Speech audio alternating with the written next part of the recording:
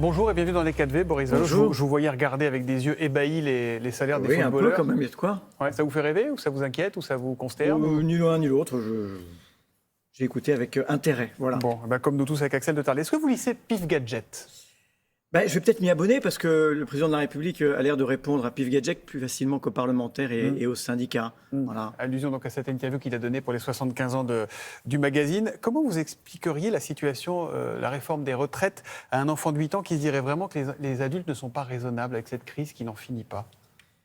Je l'expliquerai simplement. Le président de la République a dit qu'il y a un déficit. Comment on le comble, ce déficit? Et le président de la République a choisi comme réponse de faire payer ceux qui n'ont pas grand-chose déjà, plutôt que ceux qui pourraient participer mieux et plus à la solidarité nationale, par exemple. Est-ce que c'est juste d'aller chercher dans les poches de ceux qu'on a applaudis à 20h, les caissières, les ouvrières de l'agroalimentaire, les éboueurs, les moyens dont on a besoin et d'épargner, par exemple, le patron de Total, comme entreprise elle-même faisant des super profits.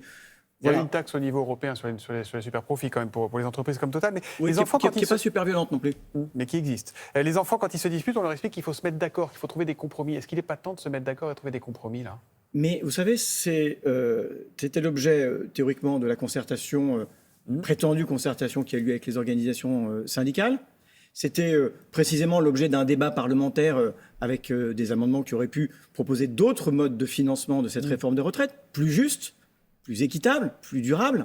Sauf que, pardon, mais c'est largement votre famille politique, la NUPES, qui l'a saboté ce débat parlementaire. Avec vous croyez que c'est avec les 18 000 amendements de LFI. Que c'est la gauche qui met dans la rue ces centaines de milliers, ces millions de personnes? Vous parliez des amendements. Nous sommes la chambre d'écho aussi du désaccord des Françaises et des Français. Et de quoi nous avons débattu? Parce qu'il faut être juste, de quoi nous avons débattu à travers un certain nombre d'amendements. Nous avons parlé de l'emploi des seniors, en disant si nous augmentons de 10% le taux d'emploi des seniors, nous avons fait des propositions, nous n'avons plus besoin de faire cette réforme. Par exemple, concentrer la formation professionnelle plutôt sur les seniors que sur les juniors. C'est ce que font les pays du nord de l'Europe, c'est pas ce que fait la France. Plutôt les 25-35 ans qui captent l'essentiel des crédits de formation professionnelle. On a dit, écoutez, nous pourrions par exemple faire des transferts de cotisations. En 2030, avec 4,5% de chômage, ce qui est l'hypothèse du gouvernement, l'UNEDIC, l'assurance chômage va faire un excédent de 20 milliards d'euros. Eh bien, c'est précisément ce que l'on recherche. Tout le débat, pour vous dire qu'il y a eu un débat. Ensuite, vous posez la question de la concertation et du compromis. Mais le compromis que les uns et les autres demandent au président de la République, c'est de retirer cette mesure d'âge. C'est pas un compromis, du coup. En fait, chacun veut bien discuter à condition que l'autre soit KO. Le compromis, c'est chercher d'autres manières d'équilibrer ce déficit, d'interroger d'ailleurs sa nature. Vous savez qu'il y a la moitié du déficit je par le pose la gel question que je pose du à salaire tous des les invités fonctionnaires. depuis des semaines. Comment on en sort aujourd'hui? Alors oui, Elisabeth Borne va recevoir l'intersyndicale. Elle dit je ne veux pas parler de ça et les syndicats disent je ne veux parler que de ça. Comment on va en sortir? Écoutez, tout le monde, ou une très grande majorité de gens, ont la solution. Je lisais un titre d'un de vos collègues qui disait le gouvernement cherche une idée de génie pour sortir de la crise. Mais bon, alors on n'est pas tous des prix Nobel, on s'en fout, mais je prends ma part. Enfin, la réponse est assez simple. Il faut suspendre ou retirer cette réforme. C'est ce que demandent 95% des actifs, les Français au travail, et c'est d'une certaine manière une révolte sociale de ceux qui n'ont que leur travail pour vivre. C'est la demande de toutes les organisations syndicales à l'unisson. Je remarque d'ailleurs que c'est aussi la demande d'un certain nombre de députés, de la majorité, qui disent tout ça n'en vaut pas la peine. Qu'est-ce qu'on est en train de vivre? En train de vivre une crise sociale, une crise politique, une crise de régime? On est dans quoi là? Je crains qu'on soit à un point où c'est les trois à la fois. D'abord parce que j'ai la conviction qu'il y a dans les mouvements sociaux auxquels nous assistons depuis des semaines, qui sont très suivis, avec des gens qui parfois manifestent pour la première fois, font grève pour la première fois. Dans les cortèges des manifestations, il y a des gens qui disent « Moi j'ai juste pris 3 heures, je vais retourner à l'atelier, au bureau, à l'usine après », parce que d'abord c'est difficile de se priver d'un petit salaire, c'est difficile de faire grève, c'est difficile d'aller manifester. Il faut respecter et mesurer ce que ça coûte aux Françaises et aux Français pour qui, en ce moment, la vie est chère et les fins de mois difficiles.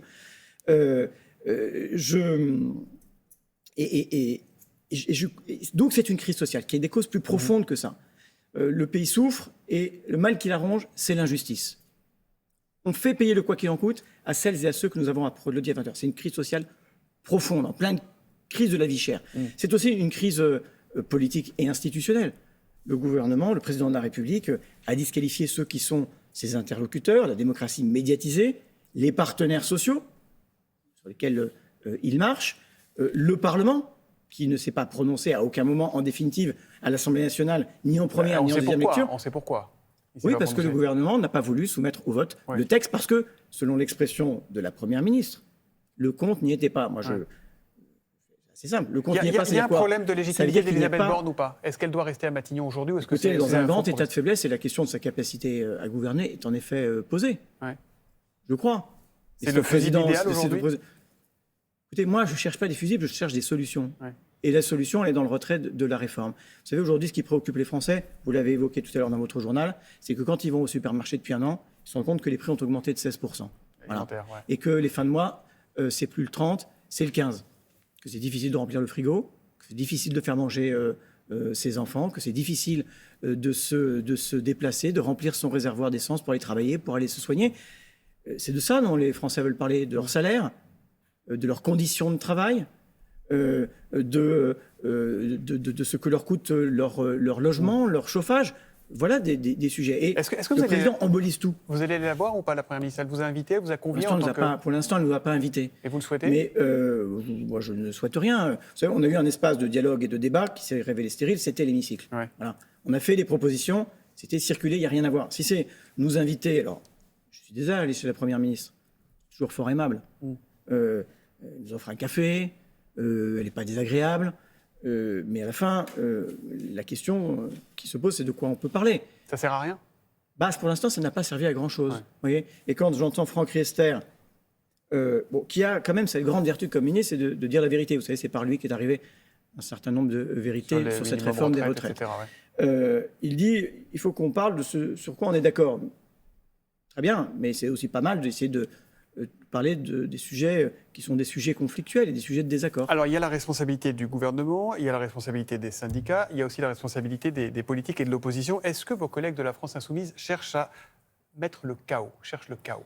J'ai bien entendu tous ces éléments de langage répétés à l'envi par les gouvernements. Vous savez, dans le moment qu'on est en train de vivre, la solution à l'incendie social, à la crise institutionnelle, c'est le gouvernement qui l'a entre les mains, c'est le président de la République qui l'a entre les mains. Et plutôt que de chercher de la responsabilité chez les autres, il fait bien d'assumer les siennes. Et la sienne aujourd'hui d'apaiser le pays, de retrouver le chemin du dialogue, c'est de prendre une décision forte, qui lui sera évidemment désagréable, qui est de retirer la réforme. Mais regardez, sinon, je vais vous montrer le tweet de Jean-Luc Mélenchon après les incidents de Sainte-Soline ce week-end.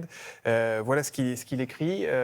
Assez de violences policières, assez sans les bravem, sans ce cirque, il ne se passerait absolument rien d'autre qu'une marche dans les champs. C'est pas un peu court? Ça, vous pourriez le retweeter, ça, puisque c'est votre allié? Écoutez, moi, je vous donnais ma position. Je pense que si vous m'invitez, c'est la mienne qui vous intéresse. Oui, c'est la même. Vous partagez une famille politique à l'Assemblée. Bien sûr, avec des accords et des désaccords. Donc là, vous donnez ma position. Je pense que c'est un raccourci. Il y a dans cette manifestation, qui doit pouvoir se dérouler dans des conditions de sécurité pour les gendarmes comme pour les manifestants de la meilleure des façons, il y a des gens qui sont venus pour casser. Et il y a eu aussi une grande violence dans les opérations de maintien de l'ordre. Est-ce que vous avez confiance dans la police et la gendarmerie de notre pays aujourd'hui? Mais moi, j'ai confiance dans la gendarmerie et dans la police. J'ai moins confiance dans le gouvernement et dans les ordres qui leur sont donnés. Vous savez, il y a eu des manifestations au moment des Gilets jaunes qui ont interrogé la doctrine de maintien de l'ordre de l'État. Et finalement, la figure de ce maintien de l'ordre, puisque M. Castaner n'assumait pas ses responsabilités, c'était le préfet allemand. On a eu un préfet Nunez, qui d'une certaine manière nous a rassurés dans la façon dont il a exercé ses responsabilités dans les semaines où il y a eu des millions de Français dans les rues. Ça s'est bien passé. Et puis là, on voit des unités de police, les braves M, qui manifestement ne sont pas des... Qui n'étaient pas à Sainte-Soline, qui ne sont pas... Oui, mais il n'y a pas que Sainte-Soline. Il y a aussi des opérations, il y a des unités dont ce n'est pas le métier, le maintien de l'ordre. Les gendarmes mobiles, les CRS, pas les braves M, pas la BAC. Il y a, et là c'est le cas autour de la Grande Bassine, la question... de l'usage d'un certain nombre d'armes. Les grenades de désinformation. Est-ce qu'à mot couvert, vous mettez en cause le ministre de l'Intérieur ou pas? Je pense qu'il doit sérieusement se poser la question du maintien de l'ordre. En 2010, pourquoi la France n'y a pas participé? 12 pays européens se sont posé la question de l'évolution de cette doctrine du maintien de l'ordre, avec une doctrine qu'on appelait celle de la désescalade. Ils ont interrogé l'usage d'un certain nombre d'armes, les LBD, les grenades de désencerclement, dans le cadre du maintien de l'ordre. C'est interdit en Allemagne, c'est interdit en Grande-Bretagne. Pourquoi la France reste à l'écart de cela? Moi, je crois qu'une police républicaine, elle doit pouvoir compter sur sa hiérarchie jusqu'au ministre. Rappelez-vous en Vous demandez 68. le départ de Gérald Darmanin ce Je matin demande le départ de personne, je demande qu'ils fassent leur boulot et qu'ils le fassent le mieux possible. Et pour l'instant, je veux dire, ils le font assez mal. Voilà. Et qu'il y a un problème d'abord de confiance des Français, dont ceux qui sont censés être leurs premiers représentants. Sauf qu'on a un gouvernement qui les représente mal, qui ne les entend pas, qui est sourd et aveugle à leurs préoccupations. Merci beaucoup Boris Vallaud Merci d'être à vous. venu ce matin dans les 4V.